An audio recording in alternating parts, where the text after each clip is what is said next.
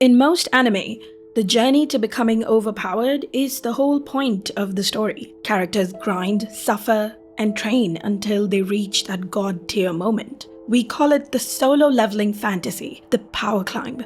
But what do you do when the protagonist of a story is OP from the beginning? What if your hero cannot lose, ever? He cannot struggle, he cannot even break a sweat. Most stories are built on tension, danger, the possibility that the hero might fail. But what happens when failure is never on the table? This is the genius of One Punch Man. Let's start with some context. The main character of the series, Saitama, is too strong, and he begins the show with this condition. He can destroy the greatest monsters and the largest meteors with just one punch. From the very first episode, Saitama isn't just strong, he's invincible. This is completely different from your typical hero's journey style of writing. Yet, we still care deeply about this character. This manga has sold over 30 million copies, and it's one of the most popular animes of all time. This is how the writer works his magic.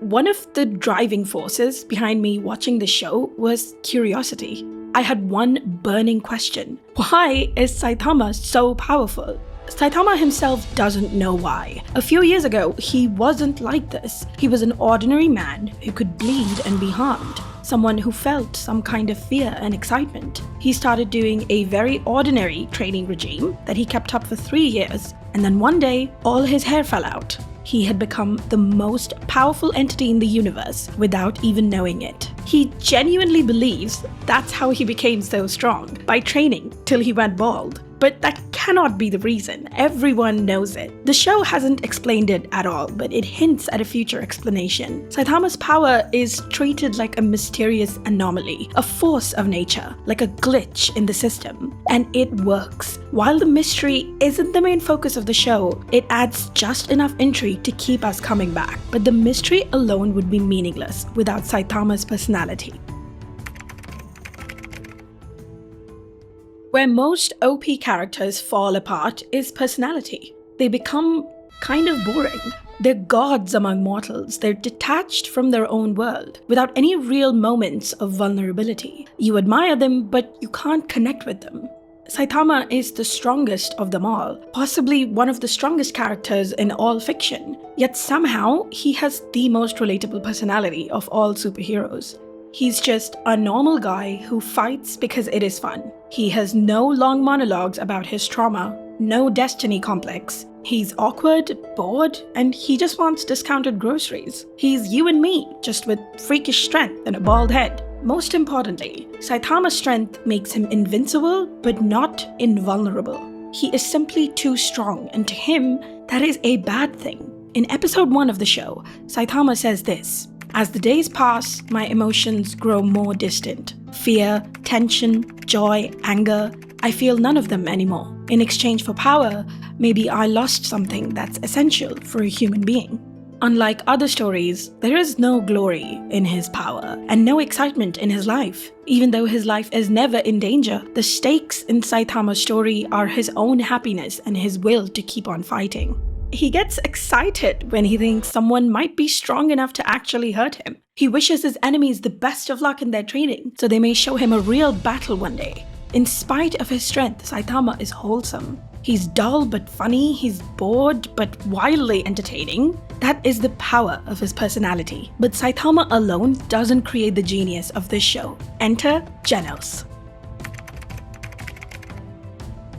Genos. Half cyborg, full drama. Even though he's not the protagonist, Genos is crucial to the magic of the story. His character stands in stark contrast to Saitama. He follows every single step of the classic hero's journey. He has a tragic backstory that forces him to leave home. Saitama becomes his powerful mentor, and he has adventures that give him a path of gradually rising power. He has a drive to help those in need and to even sacrifice himself for them. In most action anime, Genos would be the main character.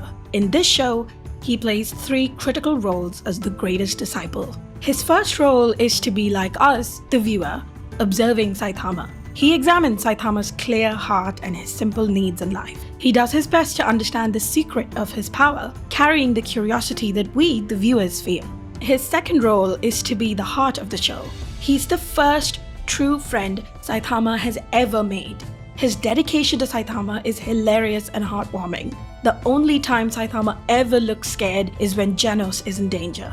In Saitama's world, real stakes don't come from greater and scarier battles. They come from making friends that aren't invincible like he is.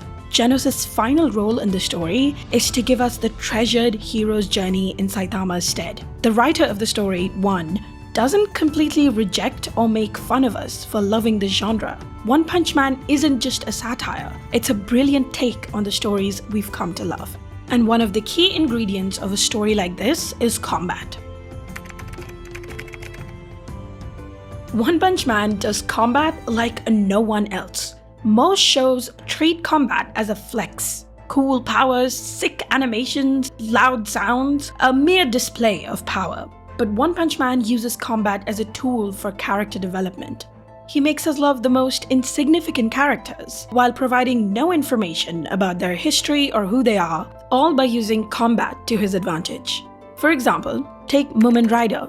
He has no real powers, and we know nothing about him. He's just a normal guy who rides his bike and likes to help out when he can. But he steals your heart when he goes head-to-head in battle against an entity he has no way of defeating. Despite the power difference, Mumen Rider risks his life and fights, not because he thinks he'll win, but because it's in his nature to do what is right, even though no one believes in him. If I start describing all the characters One works this magic with, this video would be 2 hours long. Every single character you see zooming past the screen right now is lovable, valuable, and someone you will root for. If you struggle to write interesting side characters or battles in your story, this is the show you need to watch. It's a parody that still respects the genre, a power fantasy that deconstructs itself while still being incredibly fun. I don't know how One does it, but I learn something new every time I watch it.